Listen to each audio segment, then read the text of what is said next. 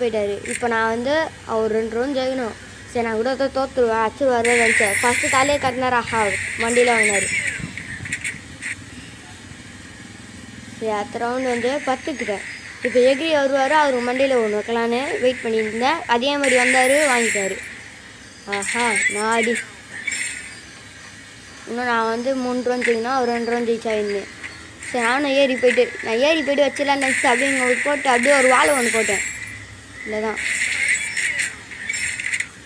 அவ்வளோதான். இப்போ நம்ம வந்தாச்சு. இப்போ இந்த இடத்துல பாருங்களேன், அடிப்பனே எதிர்பார்க்கல, டேமேஜ் கொடுத்துருப்பேன். இப்போ தான் வாங்குவார். நான் அடிப்பனே எதிர்பார்க்கல, தூக்கனா வந்துச்சு.